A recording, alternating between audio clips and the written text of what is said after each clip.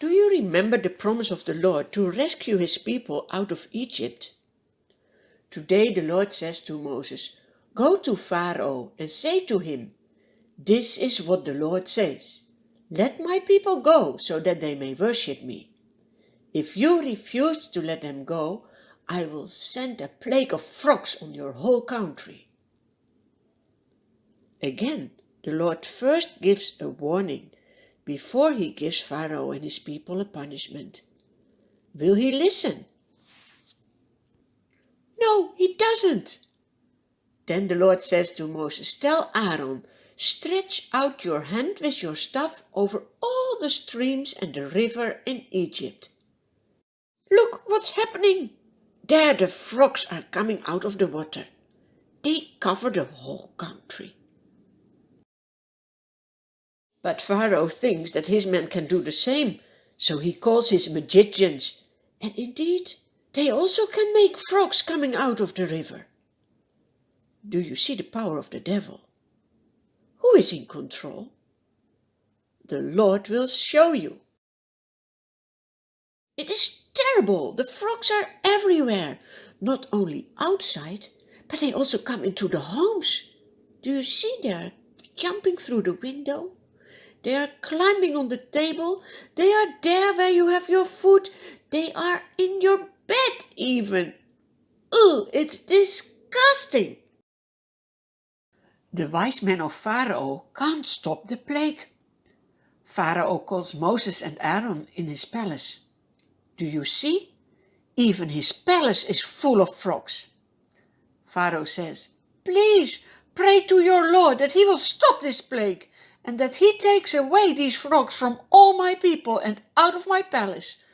Then I will let your people go to offer sacrifices to the Lord." But Moses says to Pharaoh, "When do you want me to pray?" So that he would know that it's only God who can stop this plague. Pharaoh says, "Please do it tomorrow." The next morning Moses prays to the Lord, and the Lord answers the prayer of Moses. That's how he shows that he hears our prayers. All the frogs die. The people sweep them out of their homes, they pile them up, and the whole country is smelling so bad. But when the plague is over, Pharaoh changes his heart, and he doesn't want the people to go like the Lord has asked him. Disobeying the Lord is asking for problems. Then the Lord says to Moses, "Tell Aaron, stretch out your staff and strike the dust of the ground. And throughout the land of Egypt, the dust will become mosquitoes." Imagine so many mosquitoes. They bite you. It's real not nice. The magicians tried to produce mosquitoes as well by their secret arts, but they couldn't.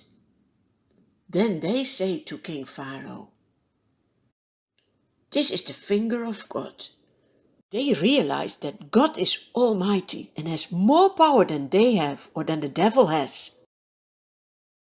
But Pharaoh doesn't listen, just as the Lord had said already that he would do. Do you see that God knows everything?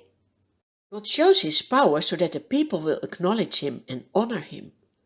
That's what God does nowadays as well. He shows who he is, and you look around yourself in the creation, you see his power.